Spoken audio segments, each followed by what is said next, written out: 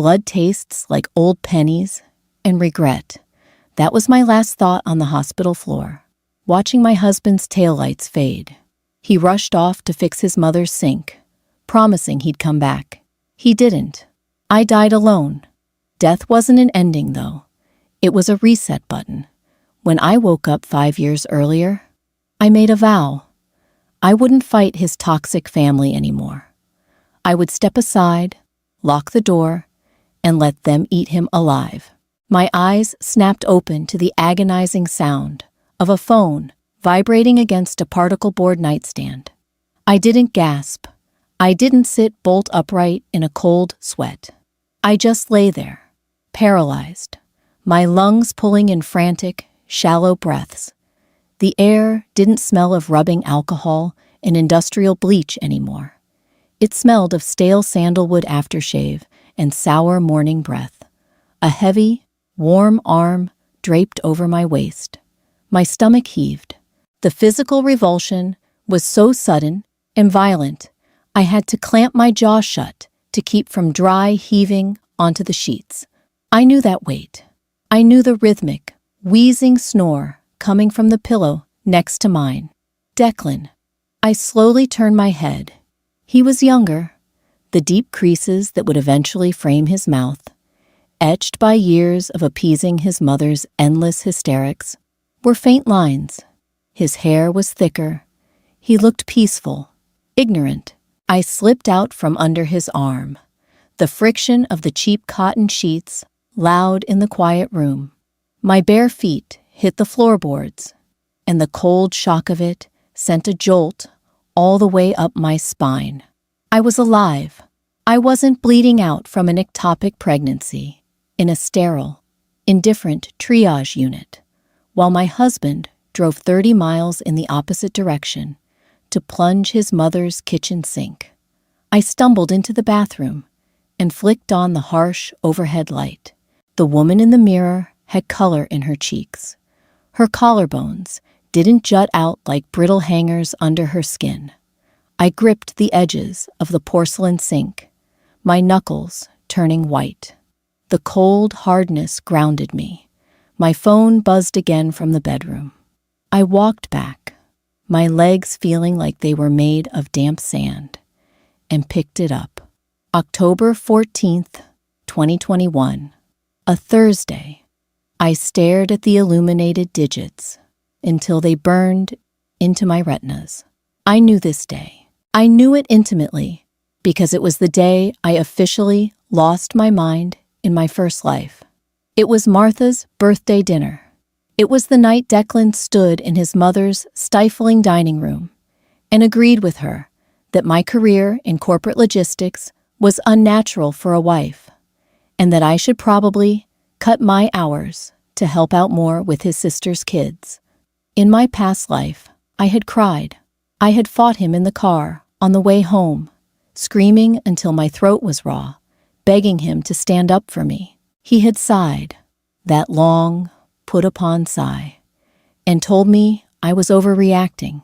She's just traditional, Neera. Stop making everything a battle. I dropped the phone onto the mattress. I wasn't going to fight tonight. Declan stirred, groaning as he dragged a hand over his face.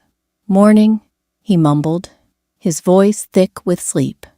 He blindly reached out to pull me back into bed, his hand grasping empty air. "What time is it?" "6," I said.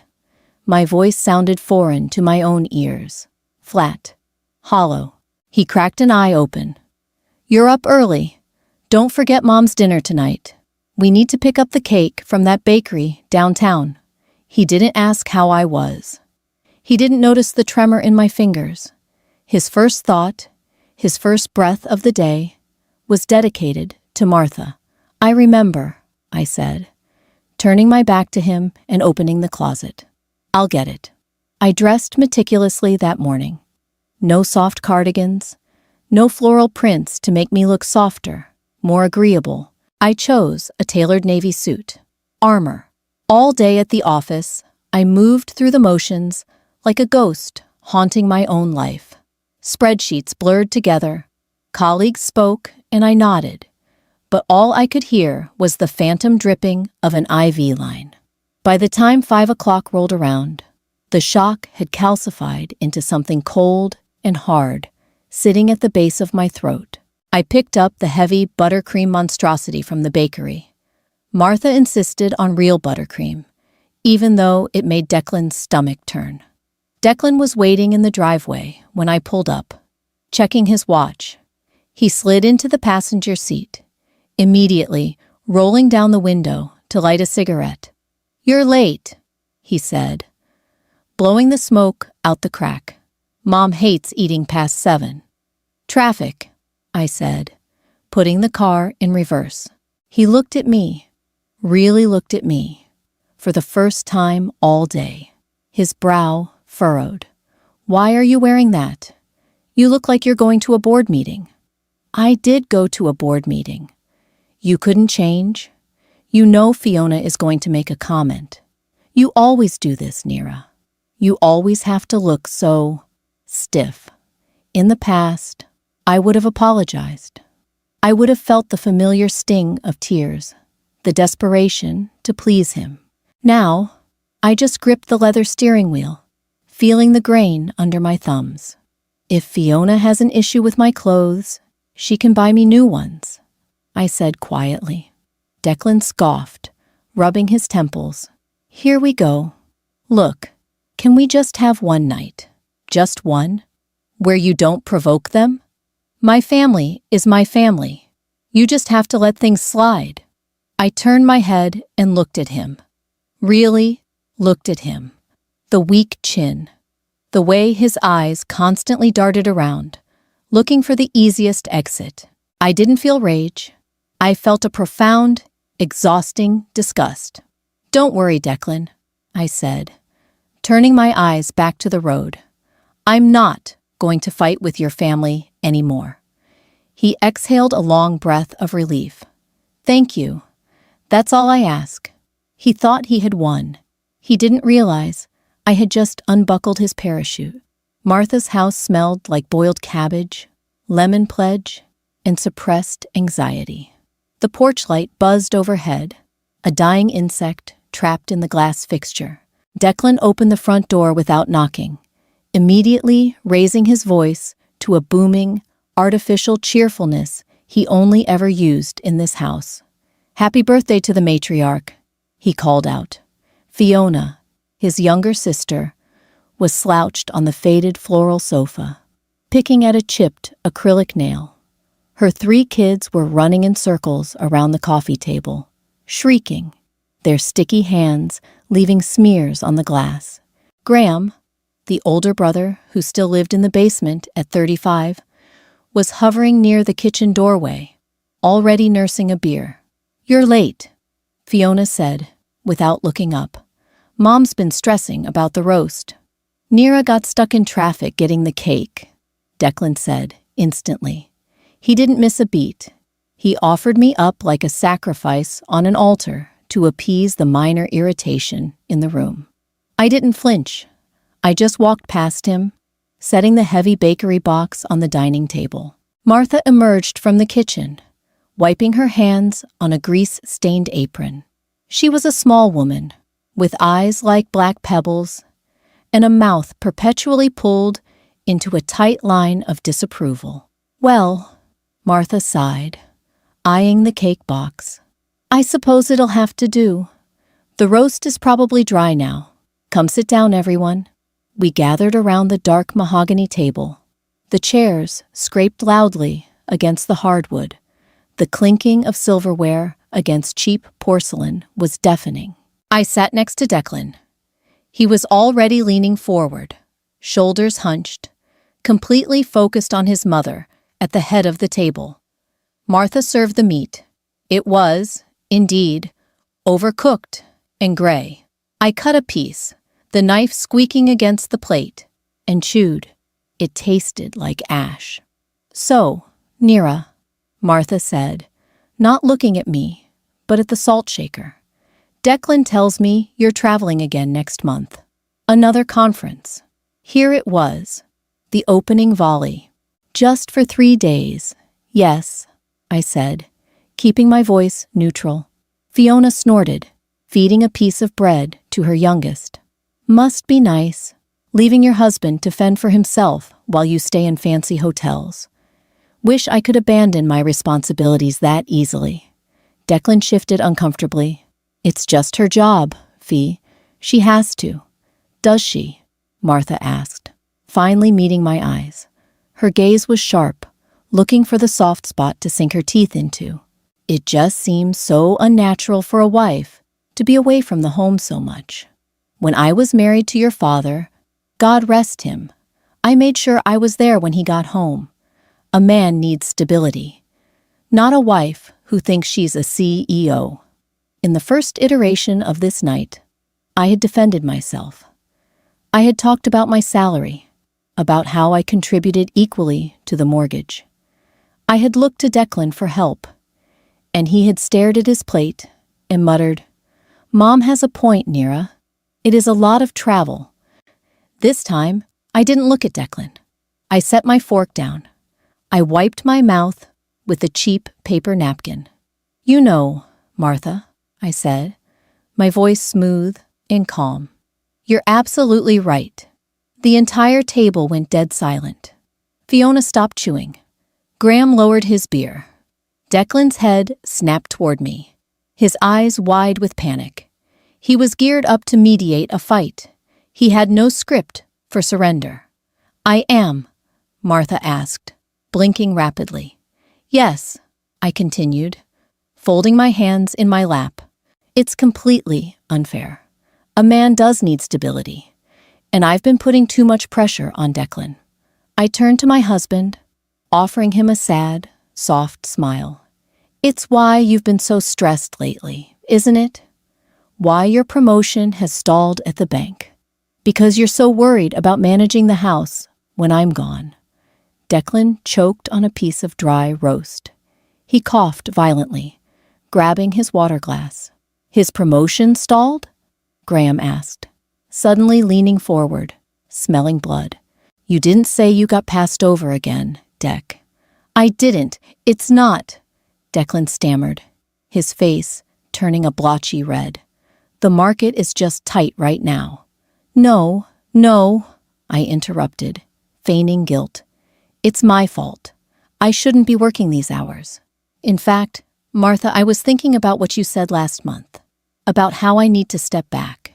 If I quit my job, I could focus entirely on Declan. Of course, we wouldn't be able to afford the mortgage on his salary alone, but we could downsize. Maybe rent an apartment." Martha's face paled. Declan's salary barely covered his own car payments and the golf club membership he insisted he needed for networking. My income was the engine of our life. Martha knew this.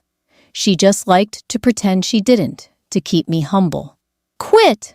Fiona squeaked. "But who would pay for the kids' private tutoring? Declan promised he was going to help with that next semester." I looked at Declan in mock surprise. "You promised Fiona tutoring money? Oh, sweetheart, you didn't tell me." "Well, we definitely can't afford that if I step back. But you're right. Family comes first." "I never said you should quit." Martha backpedaled, her voice shrill. "Don't put words in my mouth, Neera. I just meant balance." "But how can I balance it?" I asked, my voice laced with helpless innocence. "You're so wise, Martha. How did you do it when Declan's father was alive?" "Oh, wait. He left when Graham was 12, didn't he? Because the financial stress was too much?" Graham slammed his beer down. "Don't talk about Dad." "I'm sorry," I whispered, shrinking back. "I'm just trying to learn. Declan always says his family knows best. So, I'm listening. Tell me what to do, Declan. Should I quit? Should we sell the house so you can pay for Fiona's kids?" Declan looked like a cornered animal. He looked at his mother, who was glaring at him for hiding his failed promotion. He looked at his sister, who was glaring at him for potentially losing her financial safety net. He looked at his brother, who was glaring at him for the reminder of their father. Nobody was looking at me. "Everyone just calm down," Declan pleaded, sweating through his shirt. She's just tired." "I am," I agreed softly. "So tired." I picked up my fork and resumed eating the dry, gray meat. It still tasted like ash, but somehow I found I had an appetite. The car ride home was suffocatingly quiet.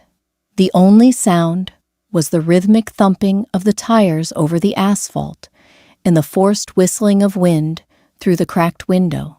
Declan drove with a white-knuckled grip on the steering wheel.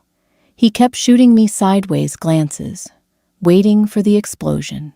He was used to the cycle. His family insulted me. He abandoned me. I yelled. He played the victim. I felt guilty and apologized.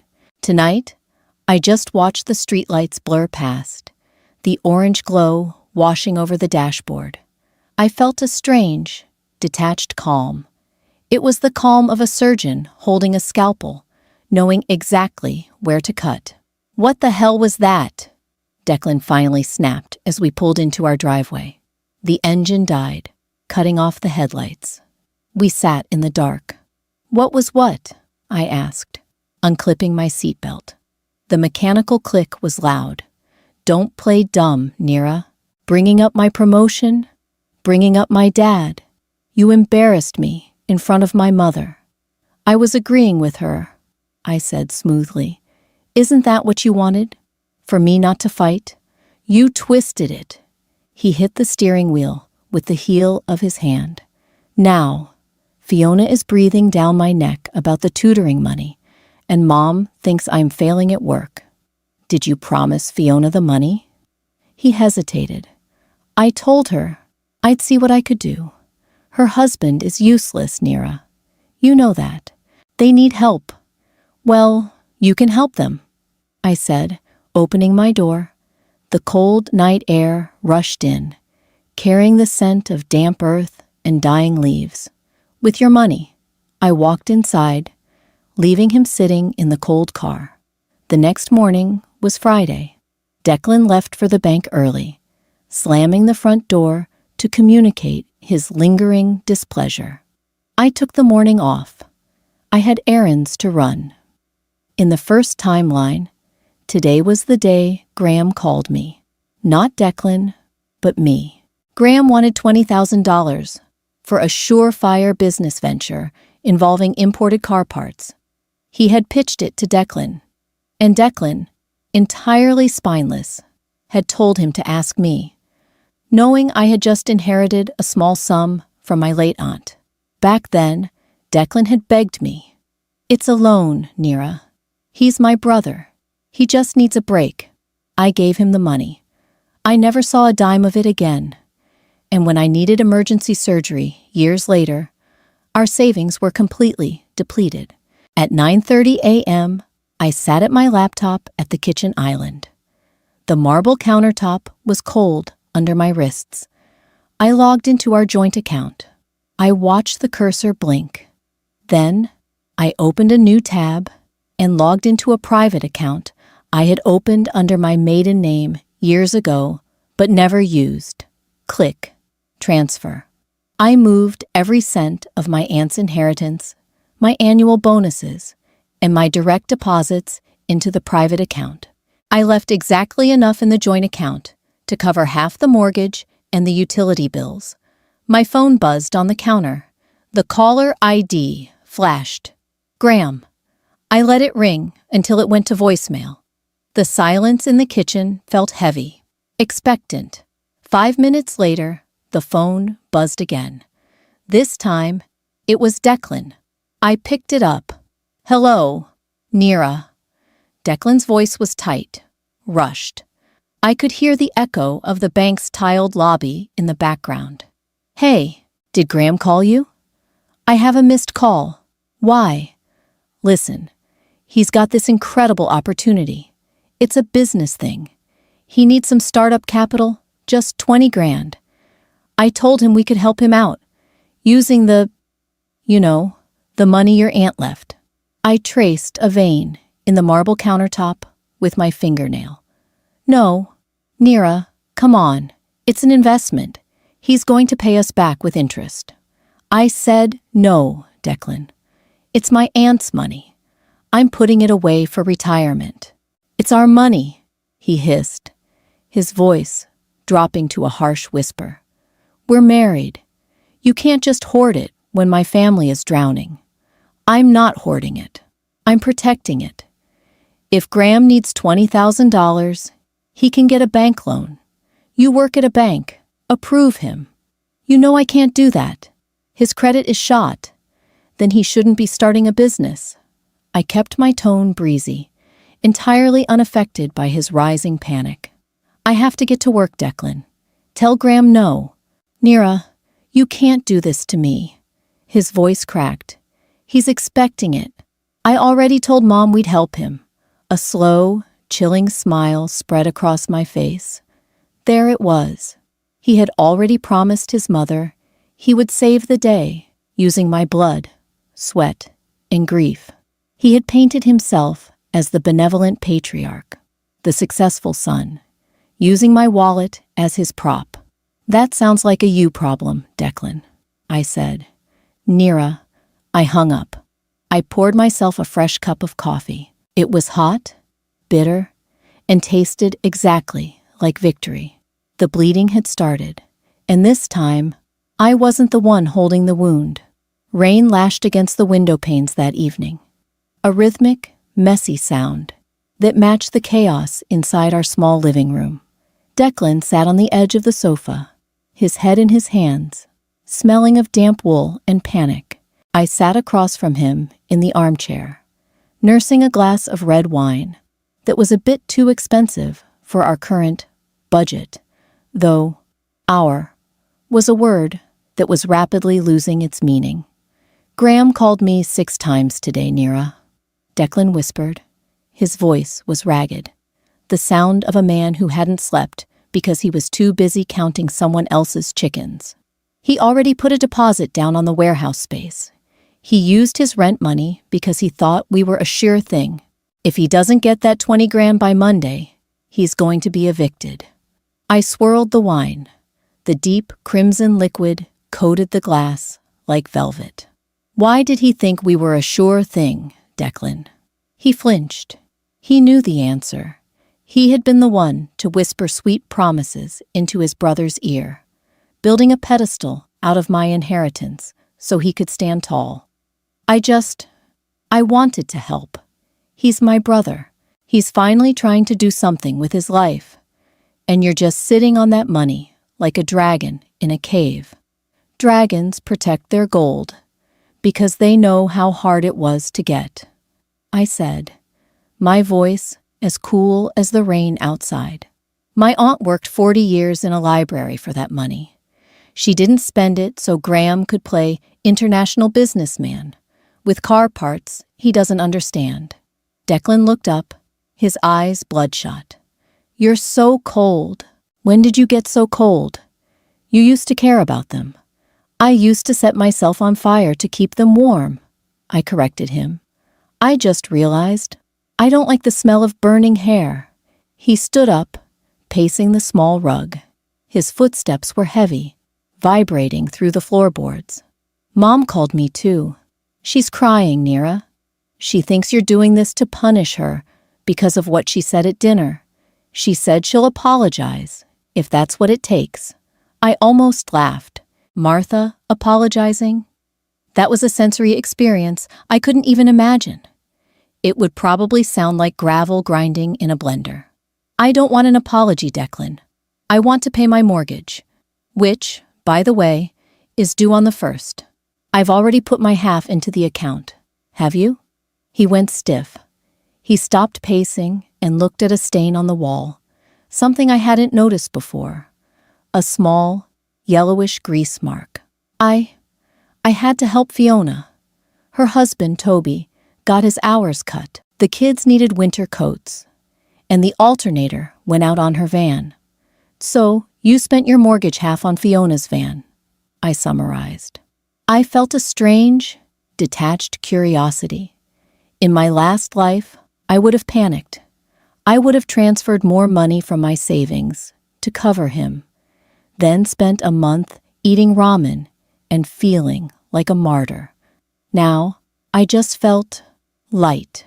"It's an emergency," he shouted, his frustration finally boiling over. "Family is an emergency." "Then I suggest you call your mother and ask her for the mortgage money," I said, standing up.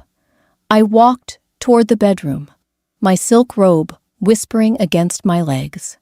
"Since you've spent yours on her other children, surely she'll be happy to provide for her favorite son." "Nira!" he yelled after me. I closed the bedroom door and turned the lock. The click was a small, sharp victory. Monday morning arrived with the gray, oppressive weight of a wet wool blanket. Declan was gone before I woke up, likely trying to work overtime at the bank, or, more likely, avoiding the inevitable phone calls from his brother. I spent my morning at a small, sun-drenched cafe 3 blocks from our house. I ordered a croissant. Flaky, buttery, and messy. I let the crumbs fall where they may. I was reading a book on investment strategies when my phone began to vibrate. Martha. I let it ring for 3 cycles. On the 4th, I answered. "Nira," she hissed, skipping any pretense of a greeting. Her voice sounded like it had been sharpened on a whetstone. I am standing in Graham's kitchen. He is packing his things into trash bags. "Do you have any idea what you've done?" "I'm eating a croissant, Martha," I said, watching a sparrow hop along the sidewalk outside. "It's quite good. A bit too much butter, perhaps. But isn't that always the way?"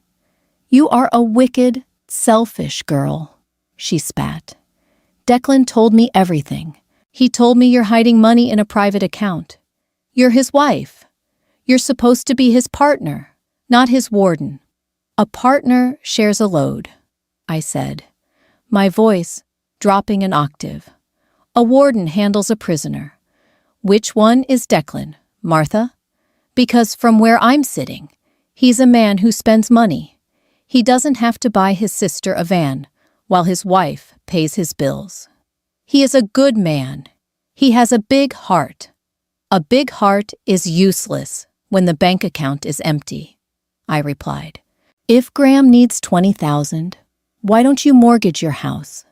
You've lived there 30 years. It's paid off, isn't it?" The silence on the other end was absolute. It was the silence of a vacuum. Martha would never, ever risk her own comfort for her children. She expected everyone else to be the safety net while she sat in the middle of the web, vibrating with manufactured outrage.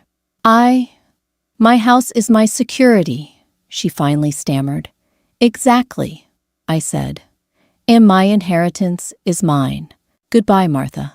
I hung up and blocked her number. That evening, Declan came home looking like he'd been dragged behind a bus. His tie was crooked, and there was a dark stain on his shirt.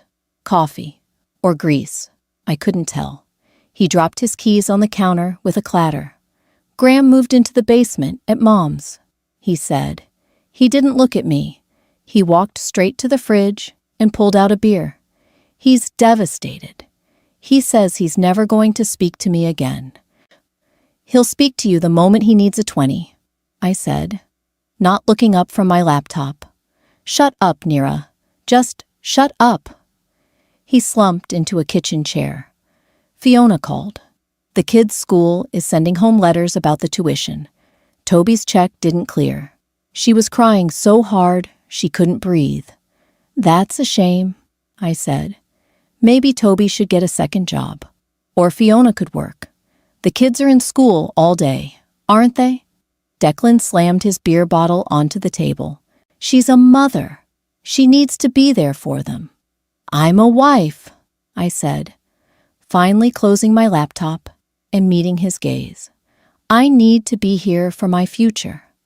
And my future doesn't involve funding Toby's laziness or Graham's delusions." He stared at me, his face contorting with a mixture of rage and genuine confusion. He didn't recognize the woman standing in front of him.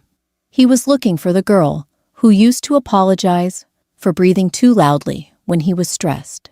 She was gone. She had died in a hospital corridor while he was plunging a sink. "I don't know who you are," he whispered. "I'm the person you chose to marry," I said. "It's just that you've spent so much time looking at your mother that you forgot to check if I was still standing behind you." The tension in the house was palpable for the next few days, a thick, greasy film that coated every surface. Declan stopped speaking to me. He slept on the couch, which suited me just fine. I enjoyed having the bed to myself. The cool expanse of the sheets, a luxury I hadn't realized I was missing. Then came the emergency. It was a Tuesday. The air was thick with the scent of impending snow, a sharp, metallic bite that made my lungs ache. I was in the kitchen, searing a steak. The sizzle of the meat in the cast-iron pan was the only sound in the house until Declan's phone began to scream on the counter. He wasn't in the room. He was in the shower, the dull roar of the water echoing through the vents. I looked at the phone. Mom. I didn't answer it. I flipped the steak. The smell of charred fat was intoxicating.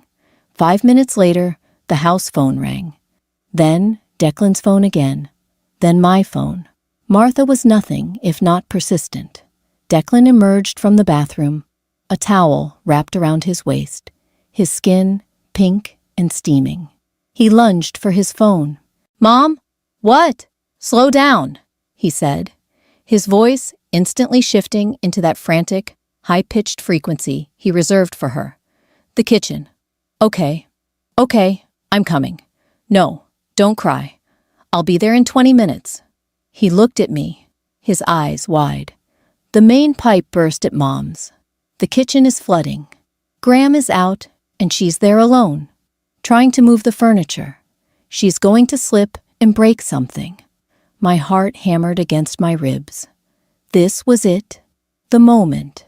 In my previous life, this was the night I was doubled over on the bathroom floor, blood soaking through my leggings, clutching my stomach as an ectopic pregnancy turned my body into a crime scene.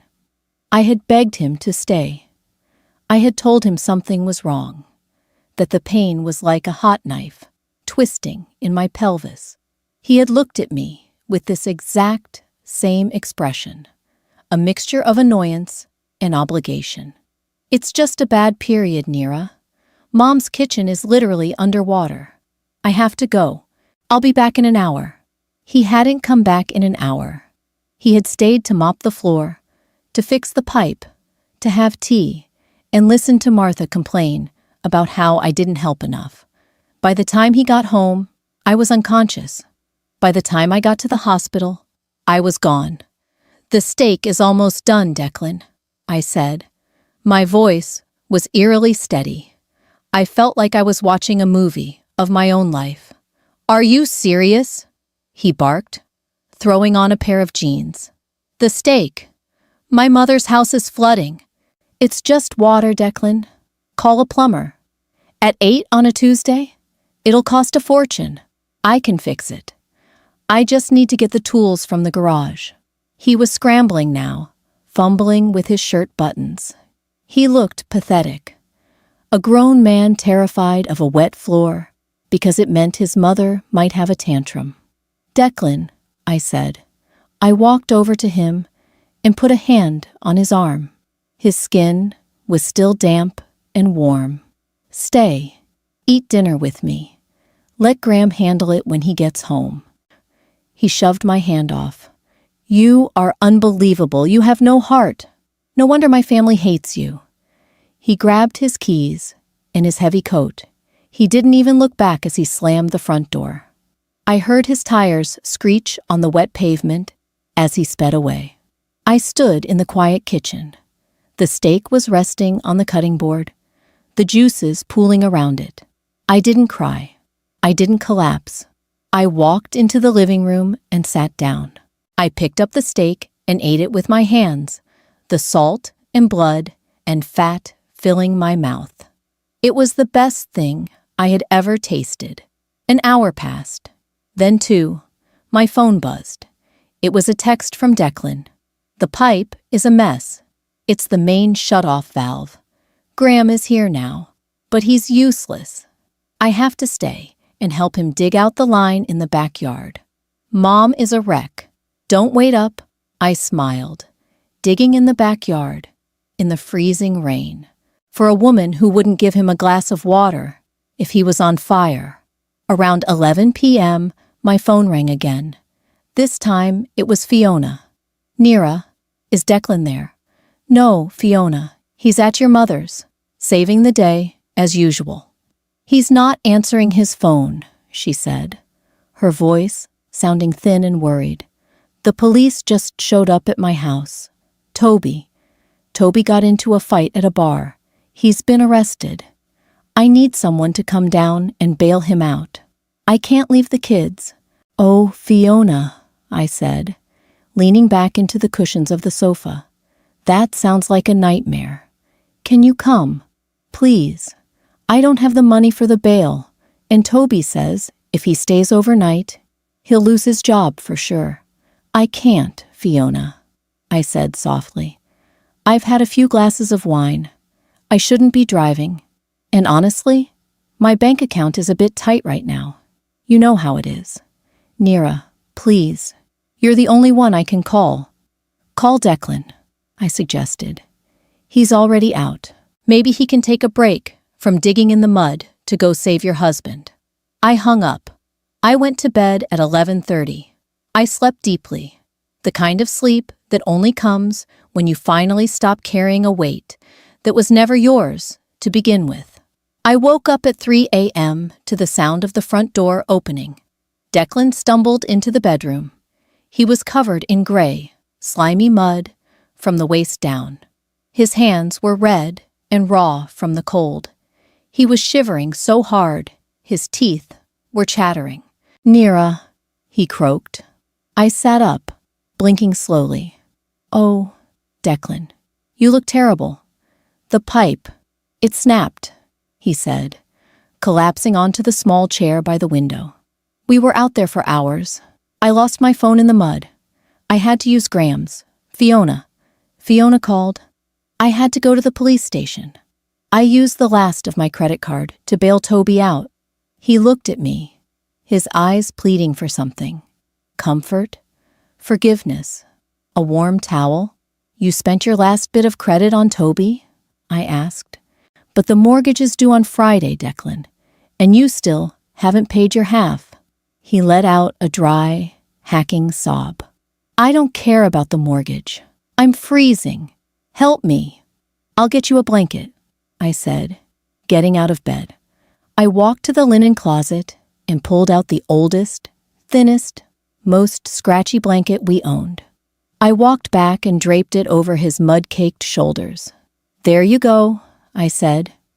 "You should probably sleep on the floor. I don't want mud on the mattress." He looked up at me, and for a fleeting second, I saw it, the realization. He saw the coldness in my eyes, the absolute lack of empathy. He saw that he was truly alone in the world he had built. "You're a monster," he whispered. "No, Declan," I said, climbing back into my warm, clean bed. "I'm just the girl who let the bridge burn. You're the one who chose to stay on the side with the fire."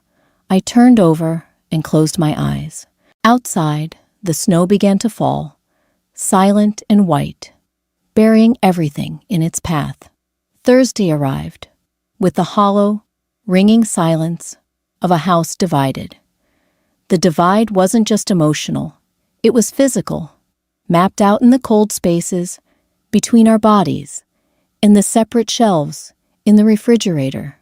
Declan had barely slept. I knew this because I could hear the floorboards creaking in the guest room all night, a frantic, rhythmic pacing that sounded like a trapped animal testing the perimeter of a cage. When I walked into the kitchen at 7 in the morning, he was already dressed in a rumpled suit that smelled strongly of Febreze and stale sweat. He was hunched over a bowl of dry cereal, staring at a stack of mail on the island. "The mortgage notice came," he said. His voice was a rasp, stripped of its usual booming confidence. I poured coffee into my travel mug, the dark liquid steaming in the chilly air. The thermostat was set to 62 degrees. If he couldn't pay his half of the heating bill, we were going to wear sweaters. "I know," I replied, twisting the lid on. "I transferred my half on Tuesday. The bank is just waiting on yours to process the payment." He squeezed his eyes shut, dragging a trembling hand through his thinning hair. "I don't have it, Nira. You know I don't have it.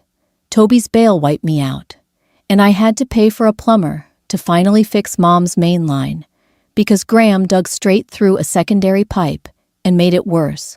I have $50 in my checking account." "Then you should call your mother and ask her for the money back," I said. "Or ask Toby to reimburse you. He is a grown man with a job, isn't he?" "Toby got fired," Declan whispered, the words tasting like poison in his mouth. "He didn't show up for his shift because he was in a holding cell. Fiona called me at 4 in the morning sobbing. They're going to miss their rent." I leaned against the marble counter, feeling the hard, unyielding edge press into my hip. In the past, this would have been the moment my stomach plummeted into my shoes. The familiar, sickening rush of adrenaline would have taken over. The desperate need to fix it, to protect Declan from the crushing weight of his family's incompetence. I would have drained my savings, handed over the cash, and endured Martha's smug, tight-lipped smile at the next family dinner. Now, I just felt a mild, clinical fascination. It was like watching a car crash in extreme, slow motion. "That sounds incredibly stressful for Toby and Fiona," I said, keeping my tone perfectly level. "But it doesn't solve your mortgage problem. You have until Friday before they hit us with a late fee.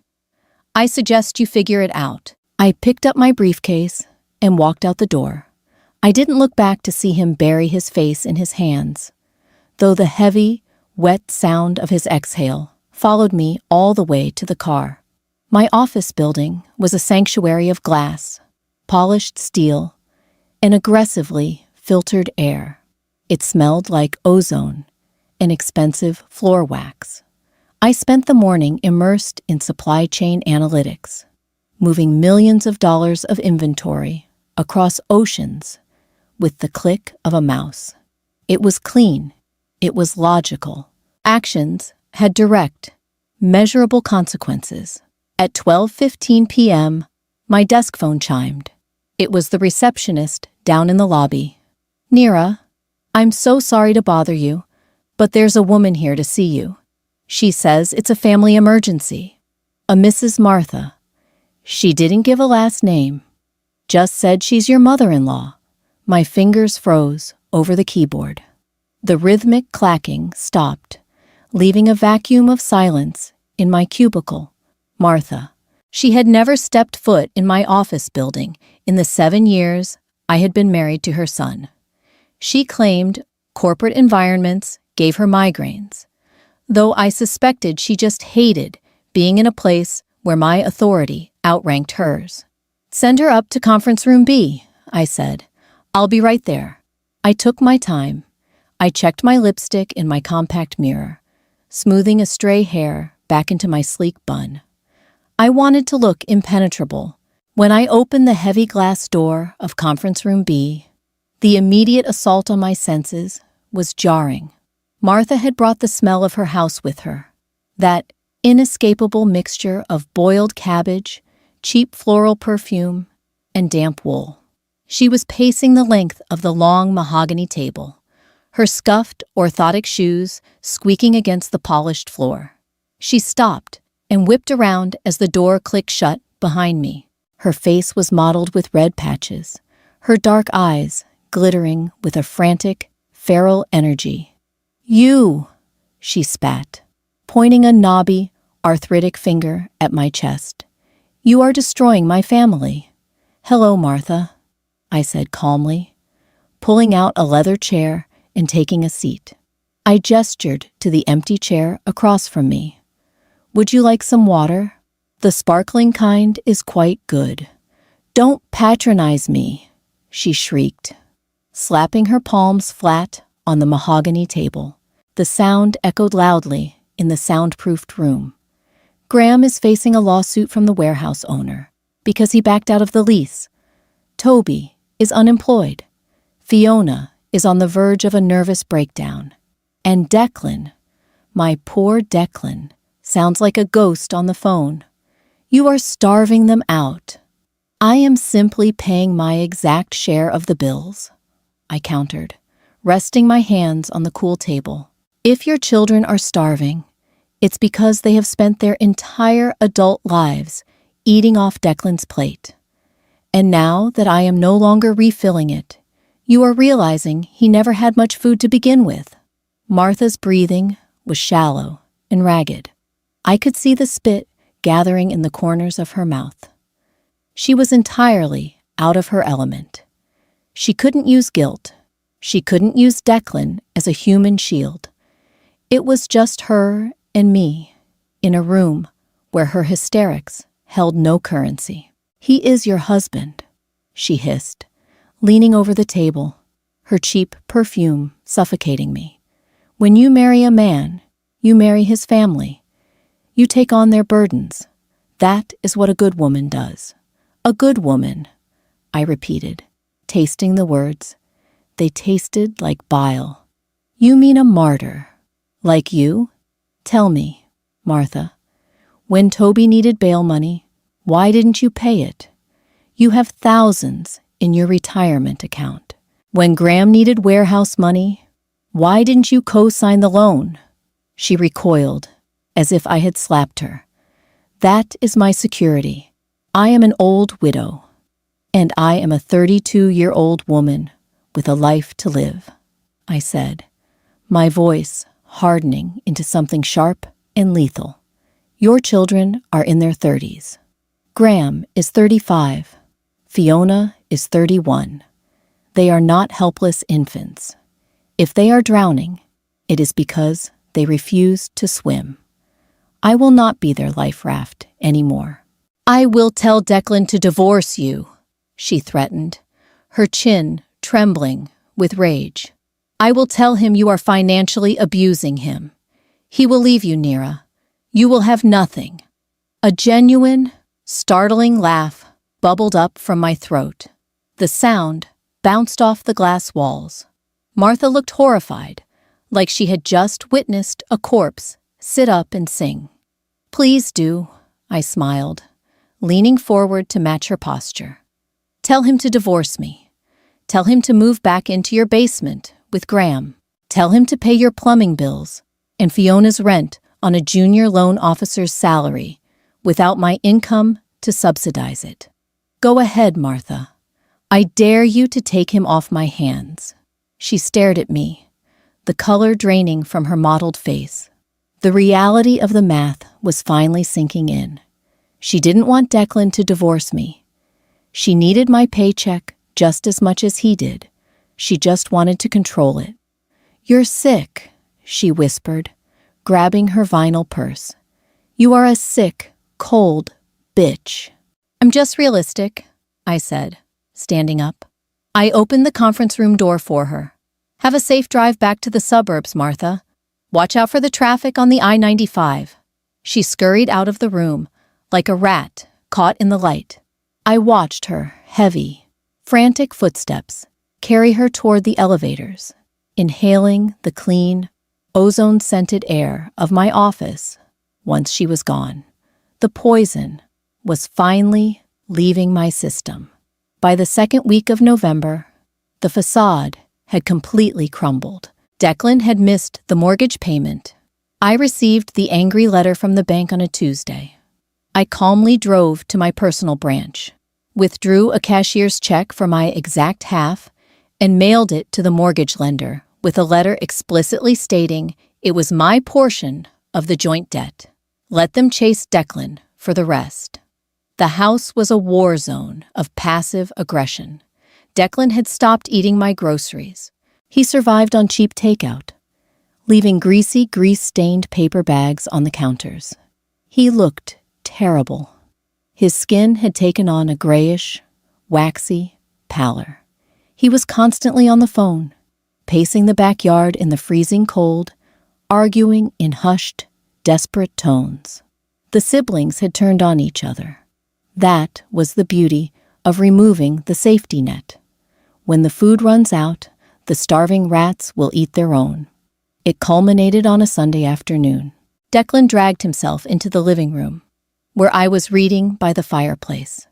The warmth of the flames was a stark contrast to the icy tension in the house.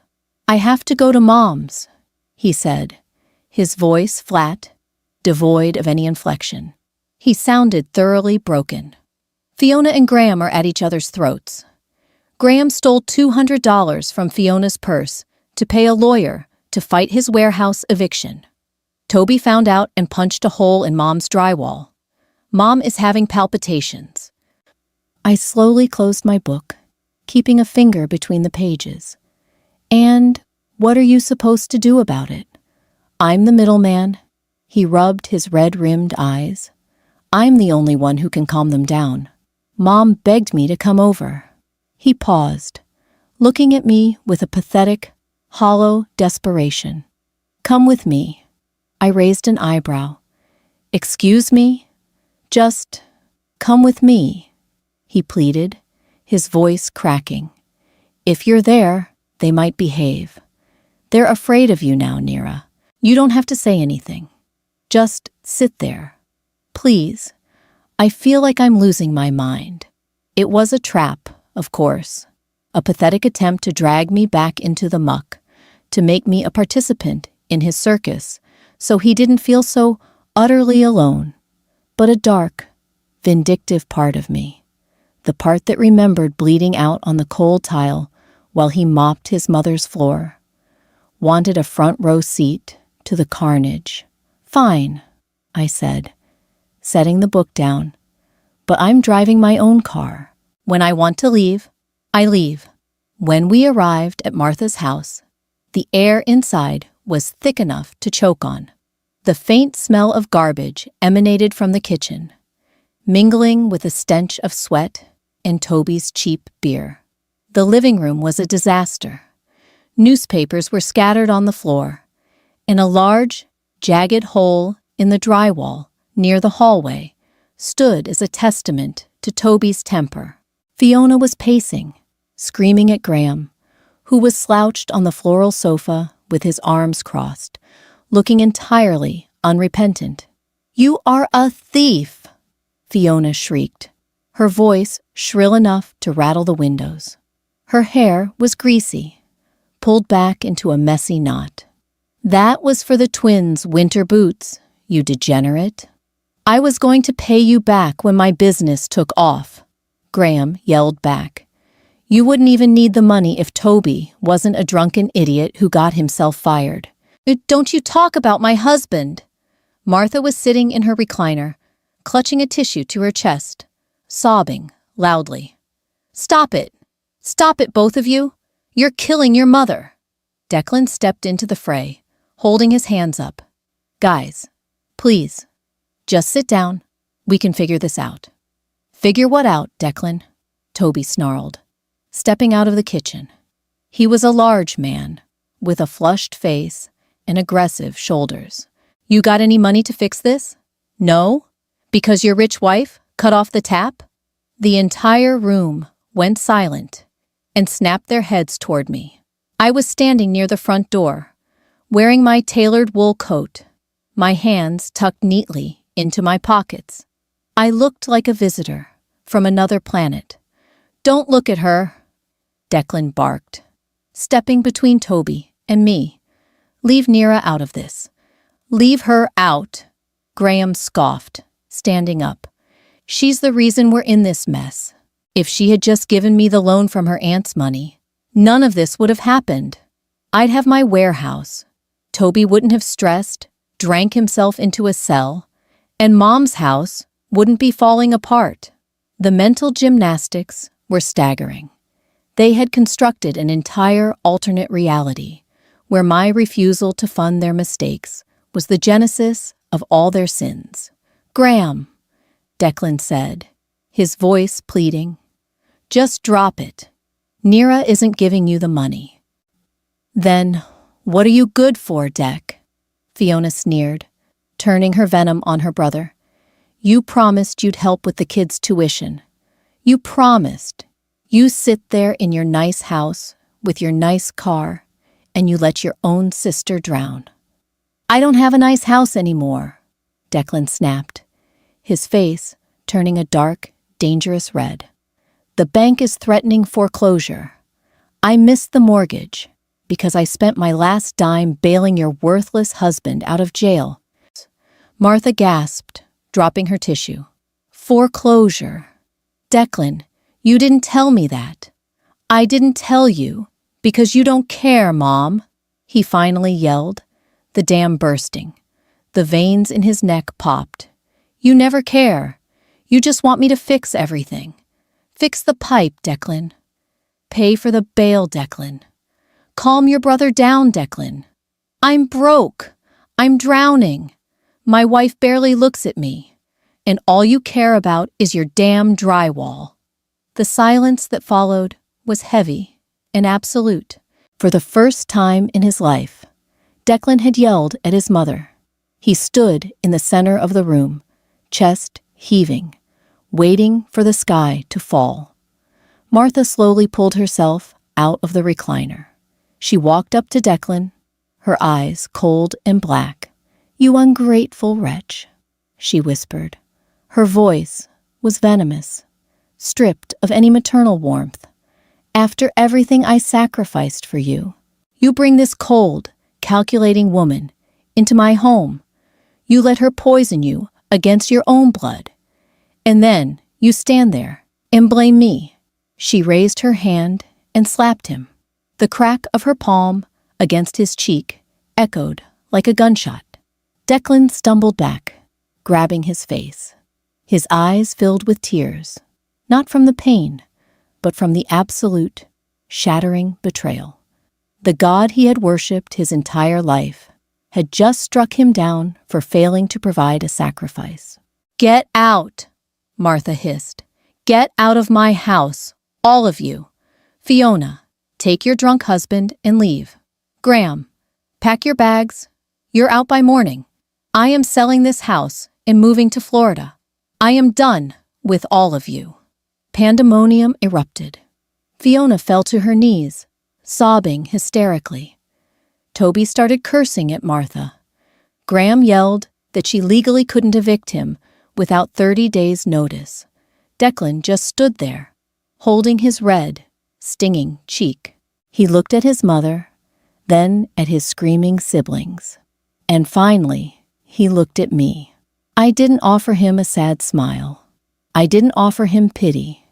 I just watched him drown in the swamp he had spent his life cultivating. I turned around, opened the front door, and walked out into the crisp, cold afternoon air.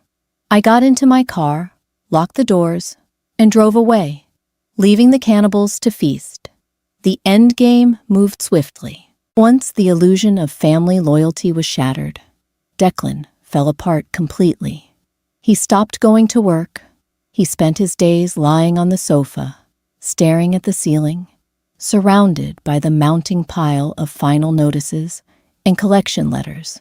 He smelled of unwashed hair and profound, crippling depression. I moved mechanically through the final stages of the severance. I contacted a divorce attorney. I had the paperwork drawn up quickly and efficiently because I had kept my inheritance and bonuses in a separate account, and because Declan had essentially bankrupted his own checking. The division of assets was brutally simple. I would buy out his half of the equity in the house. What little was left after the missed mortgage payments, and he would take his car and his credit card debt. It was a Tuesday evening in late November when I handed him the manila envelope. The house was freezing. The heating company had throttled our service down to the bare minimum because of his unpaid half. He was sitting at the kitchen island in the dark, nursing a lukewarm cup of tap water.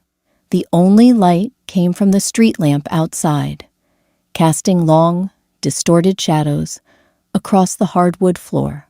I slid the envelope across the cold marble.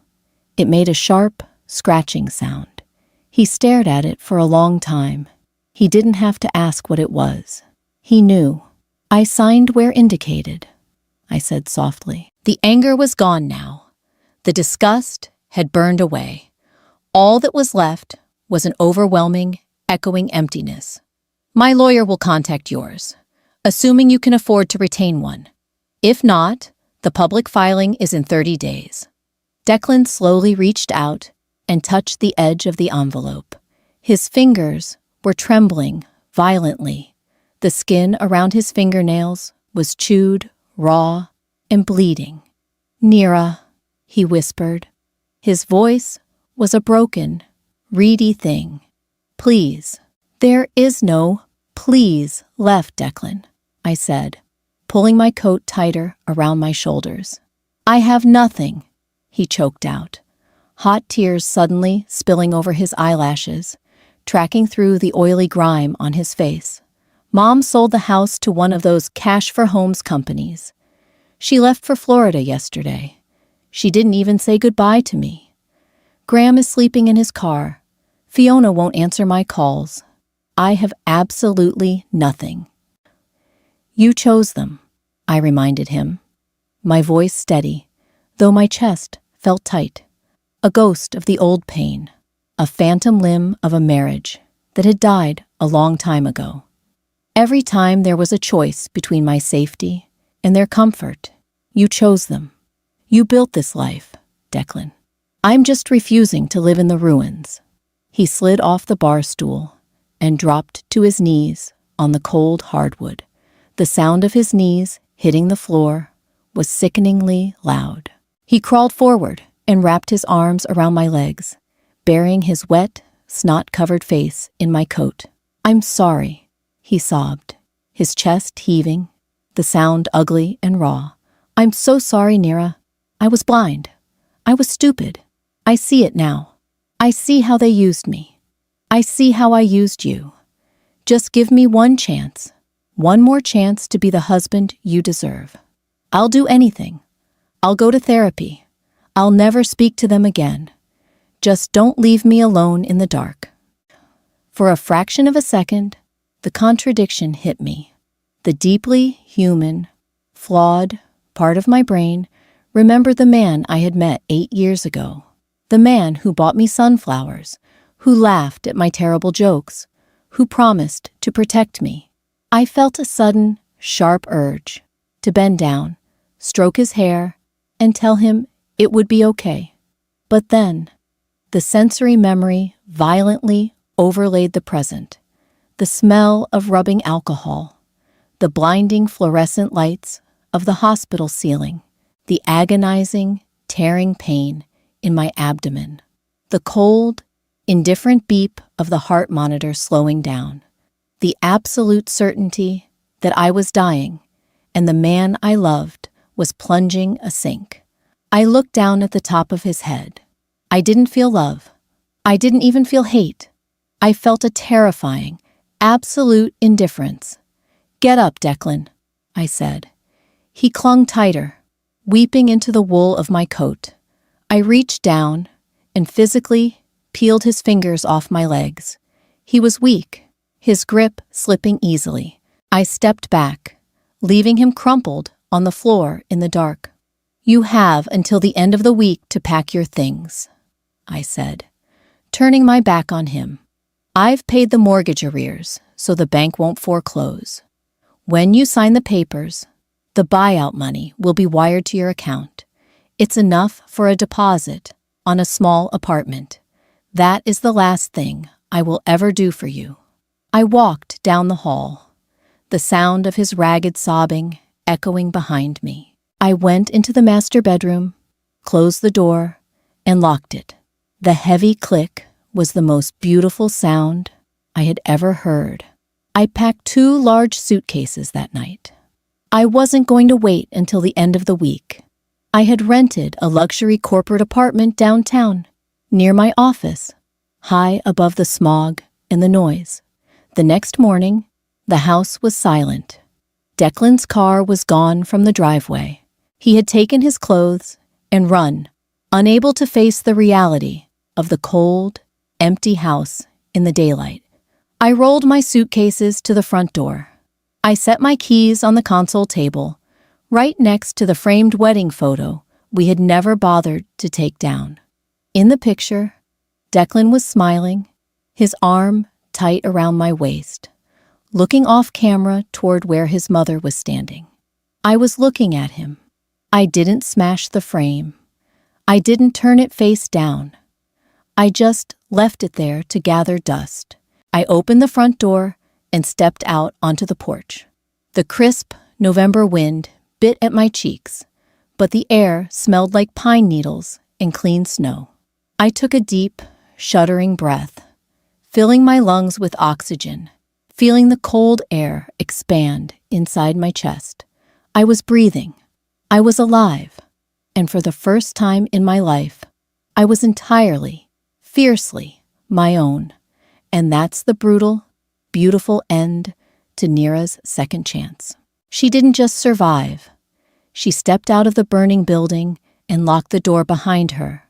Declan's desperate realization came too late, proving that loyalty to a toxic family only guarantees you'll go down with their ship. If you felt that final, satisfying breath of fresh air with Neera, hit that like button right now. Share this story with anyone who needs a reminder to choose themselves, and make sure to subscribe and turn on notifications for more intense, satisfying drama stories. What would you have done in Neera's shoes? Let me know in the comments below.